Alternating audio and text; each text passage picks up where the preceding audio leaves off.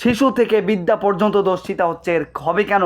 একটা দর্শকের ধরে মৃত্যুদণ্ড দিয়ে দেন সবার সামনে, আর জিন্দিগিতে কয়জন দর্শক সাহস পাবে দর্শন করার? আমাদের দেশে দিন দিন দর্শকের সংখ্যা বেড়ে যাচ্ছে, খুনিদের সংখ্যা বেড়ে যাচ্ছে, আসামিদের সংখ্যা বেড়ে যাচ্ছে।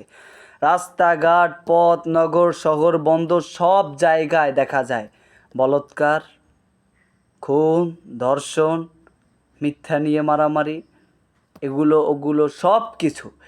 একমাত্র সমাধান কোরআন। কোরআন দিয়ে যদি কোরআনের আইনে যদি সমাজ বাস্তবায়ন করা যায় তাহলে এগুলো ঘটবে না।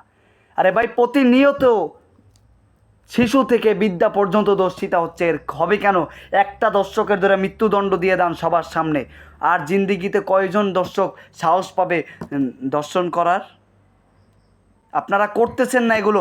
যারা বিচারের চেয়ারে বসে আছে তারা এগুলো করতেছে না, তার মানে কি ভেবে নেব আমরা? যারা বিচার করবেন তারাই কি এর সাথে জড়িত?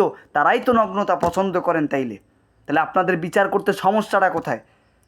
কেউ গিয়া সান্ত্বনা দেয়, যে দর্শক হয়েছে তার বড় বোনের দায়িত্ব নিলাম।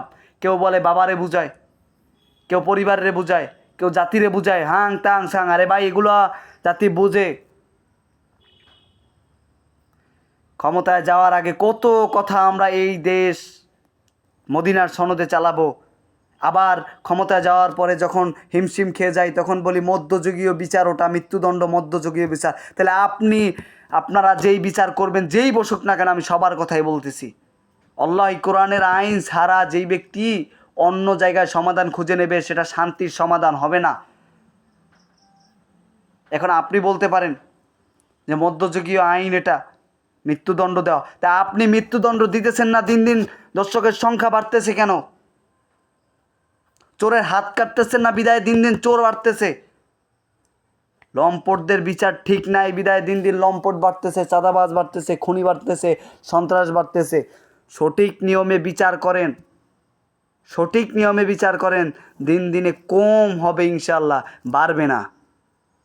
আমরা ভয় পাই কেন? আমাদের আওয়াজ কেন সত্যের পক্ষে নেওয়ার জন্য আমরা ভয় পাই? আল্লাহই জানেন যে কার নিয়ত কি, সব কিছু আল্লাহ ভালো জানেন। আল্লাহ আমাদের সকলকে সঠিকটা বোঝার তৌফিক দান করুক। আর কিছু মানুষ আছে যে দর্শকের পক্ষে যায়, সুশীল কথা বলে। তাদেরকে একটা প্রশ্ন করতে চাই যে আপনাদের ঘরে কি কোনো বাচ্চা নাই, ছোট বাচ্চা নাই? আপনাদের ঘরে কি মা নাই, বোন নাই? অসভ্য লম্পটের মতো দর্শকদের কেন সাপোর্ট দিতেছেন?